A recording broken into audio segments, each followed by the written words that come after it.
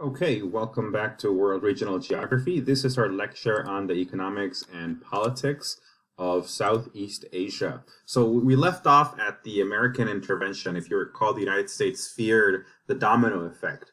Countries in the region were becoming communist. China was communist. Laos already had a strong communist movement. And Indonesia also had a very large communist party, the largest outside of China and the Soviet Union. So the region also was looked very positively towards communism because the communists were the ones fighting the Japanese to kick out the Japanese imperialists and also the colonial powers that had occupied the region before. But the United States does not want Vietnam to become communist, so the U.S. is going to support a puppet government in South Vietnam. I just want to refresh your memory a little bit about this period and the global Cold War from about World War II to 1990. There were communism and socialism were being tried out in different countries as forms of government and economic systems as well, right? Social systems as well. Of course, as you can see, there were many countries that were communist, socialist, communist of some sort, or just socialist as well. And so this is going to lead to the United States and its allies to try to resist the expansion of these ideologies. Communism is a very radical ideology that calls for the abolition of private property and the redistribution of wealth that the rich have accumulated and to redistribute that to all of society. Communism aims to build this ideal classless society as well. So it is a very radical ideology, and the United States opposed it and continues to oppose it, I would say, if you look at how the U.S. behaves towards Cuba and Venezuela, for example. It still opposes these types of radical ideas. In any case, in the region of Southeast Asia, as I said, the Communist Party of Indonesia was very powerful. The CIA was afraid that the president of Indonesia, President Sukarno, was too friendly to the communists. Sukarno was trying to walk a fine line, being an ally of the United States, but also being an ally of the USSR. And the United States did not want their ally to kind of, be in between. And so what they do is they supported General Suharto, a military general, who's going to overthrow Sukarno, and this is going to lead to the mass slaughter of communists of Indonesia. The Communist Party is pretty much wiped out within a week. Very brutal massacres that are carried out. Moving up north in the region, the United States, as I mentioned, is we're going to see a proxy war. A proxy war is where two world powers don't fight, their proxies fight. So the proxy for North Vietnam was backed by China and the USSR. South Vietnam was backed by the United States. And so this is going to be a proxy war where these large powers are going to support these smaller powers and have a war. The United States is going to lose the Vietnam War. I'm not sure if you knew this, but the United States ends up losing the Vietnam War, and there are three main factors. First, that there was an anti-war movement at home, inspired by the civil rights movement and the peace movement. People were against the Vietnam War because the U.S. was sinking more and more resources. And the United States also had the draft, which meant that young people that qualified were forcibly drafted into the army to fight in Vietnam. So young people did not like this at all. Remember, we are living through the 60s, a period of counterculture globally. The anti-war movement also led to the nuclear disarmament movement. The other, so there's three main factors: anti-war movement at home, strong Vietnamese resistance through the North Vietnamese Liberation Army, but also the National Liberation Front, which existed in the South and in the North. These were Vietnamese people and their allies who opposed the U.S. We also have the GI anti-war movement. GI is basically a U.S. soldier. The anti-war movement, the GIs were also against the war. They're going to go to Vietnam, and then they're going to realize that they're not fighting for democracy or for justice necessarily. It's a pretty macabre endeavor. If you read about the Vietnam War, the United States, basically, I would say, committed genocide. The United States also had a very under Johnson and then Kissinger, Henry Kissinger, they had a military operation called Menu. The Operation Menu basically consisted of aerial bombardments. They had bombardments in the morning, in the afternoon, and at night. That's why it was called Operation Menu. They had breakfast, lunch, and dinner. And so the GIs were really against this war. As there's an assignment that I have included. It's the documentary Sir No Sir, and you're going to learn that it took the soldiers to be against the war. As I mentioned, the United States was going through a very important period of social change as well. Began by the civil rights movement. By 1968, we have a more radical Black Power movement. And a lot of Black soldiers that go back to Vietnam also have more radical ideas about equality, where many soldiers question why they are fighting for democracy in Vietnam when they don't have democracy at home, when there's segregation at home, for example, right? So this is a very important, turbulent period for the United States. At the end of the war, Vietnam loses about 2 million civilians, 1,100 North Vietnamese soldiers, and 2,500 South Vietnamese soldiers are lost. But the Vietnam War doesn't just happen in Vietnam. It also affects Laos, which is next to Vietnam, and Cambodia. Unfortunately, in Cambodia, if you see here, the deaths are in the millions, and this is because the violence of the war, the militarization of the region, led to the rise of a communist-inspired dictatorship known as the Khmer Rouge. And they basically led a genocide campaign to try to change the country, which was pretty brutal. In the United States, about more than 9 million soldiers participated in the war. It lasted almost 10 years, the U.S. presence. It lasted about 7 to 8 years, but the U.S. had been there longer than that, advising the French and advising the South Vietnamese. But the United States also lost 58,000 soldiers. And in the United States, the Vietnam War is very important because it is one of the first big defeats of the United States. The United States had not lost wars like these in a long time. And so this is going to be a huge moral defeat for the United States and the soldiers that are going to come back. Unlike the soldiers that came back from World War I and World War II, these soldiers don't get the same reception. Today, we know that at this point, PTSD was not really studied so much. But after the Vietnam War, we have the first long-range study that after 8 years at the end of the war, a lot of soldiers had post-traumatic stress disorder. There was also high levels of substance abuse to survive in a war environment.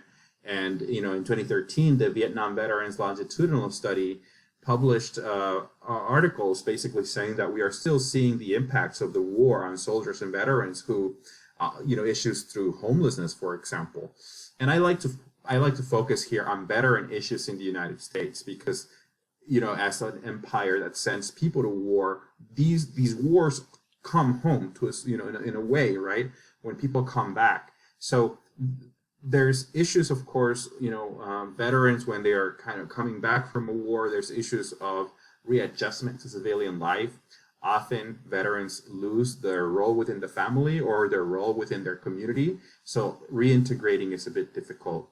Work and college are also new. You're readjusting to a work and college environment. So you often need retraining and access to higher education. Unfortunately, there's a lot of bureaucracy that makes it difficult for veterans to access what they need, whether that is health resources or financial aid or housing aid, whatever. There's a lot of bureaucracy, and which is very unfortunate for these veterans coming back. Health resources are also an issue. The Veterans Administration has seen its cuts to its budget, and this is the department that supports veterans. Here in Los Angeles, we had a very embarrassing episode over the last couple of months. But indeed, there's an issue overall of homelessness. Veterans, a lot of the people that are homeless are veterans that were not able to reintegrate into their communities, and so think about this, right? You often see people maybe asking for money. Again, this is quite a tragedy, right? These people go and fight for this empire, and then they come back, and they don't get the support that they need to reintegrate. The issues are, of course, like housing is very scarce. It's very expensive, but the wages that the soldiers have are very low when they come back, right? When a veteran comes back and tries to reintegrate, oftentimes they're going to need high wages to be able to afford a house. So we see that Los Angeles County, but Florida and California and Texas are the largest states of a veterans homeless population. As I mentioned, here in Los Angeles, recently the VA, the Veterans Administration, there was a lot of veterans that were living in tents outside the VA. Even though the VA has land to build housing for these veterans, the VA had not done that. And recently, they were brought into the VA just last week, right? So this is an issue. About 45% of homeless veterans are African American or Hispanic. So again, this is an issue that continues to affect the United States. Continuing with Southeast Asia, I want to focus briefly on some cultural areas. Population-wise, the region has large concentrations, especially in North Vietnam and South Vietnam and Cambodia here in the Delta. Thailand is also densely populated, as well as Myanmar. The Philippines, all the islands, but especially Luzon, where the capital Manila is located, is densely populated. But the most densely populated, of course, is the island of Java.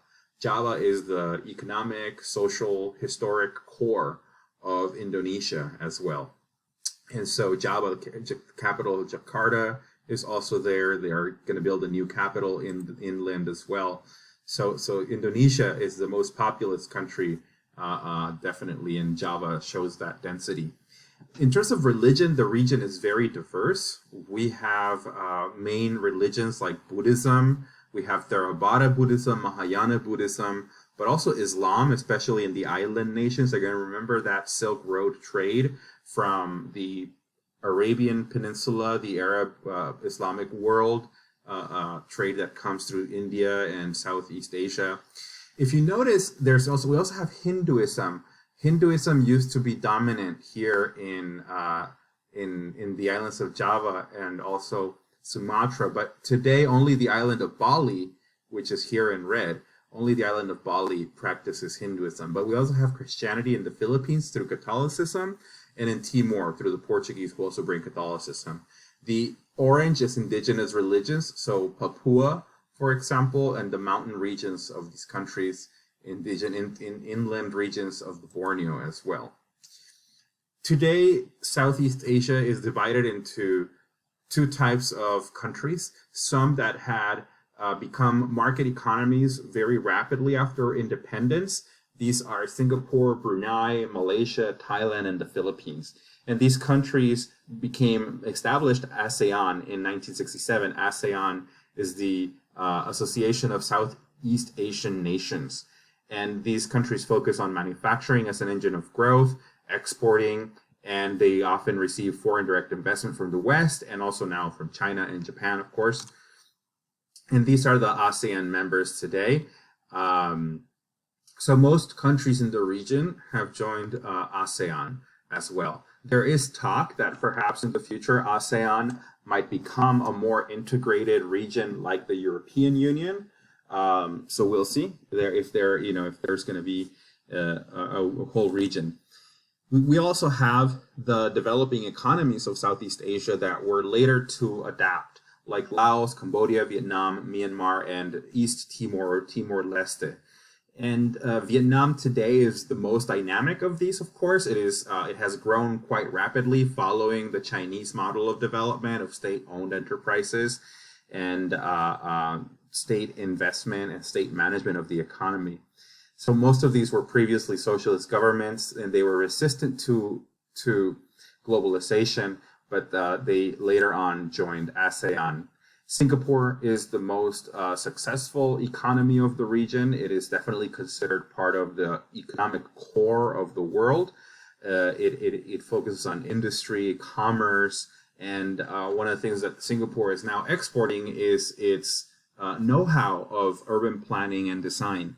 In Singapore and the Chinese government, for example, in the region of Guangdong, they have developed a city. The Singaporean government is trying to show China, just like from a Singaporean perspective, how to create these eco-friendly smart cities. Singapore, of course, is at a very important cross point, between the East Asia and South Asia through the Strait of Malacca. So the Singapore Strait is a strategic choke point in the global economy where all kinds of trade goes through. And so Singapore has been developing the Johor Singapore Riau growth triangle, which is basically a goal between Indonesia, Malaysia, and Singapore to create an economic region around Singapore for maritime trade and also for commerce. I just want to close with one of the geopolitical issues of this region. Historically, China claims all of the South China Sea. Under the United Nations Convention of the Law of the Sea, however, countries have the right to claim 200 nautical miles as an exclusive economic zone outside of their mainland. So if the line in yellow is what China claims, the line in red is the United Nations exclusive economic zones. So if we look at Vietnam, for example, Vietnam's exclusive economic zone, the area that stretches 200 nautical miles into the ocean, reaches in this area, right? Areas where there is a border, then this is cut by half.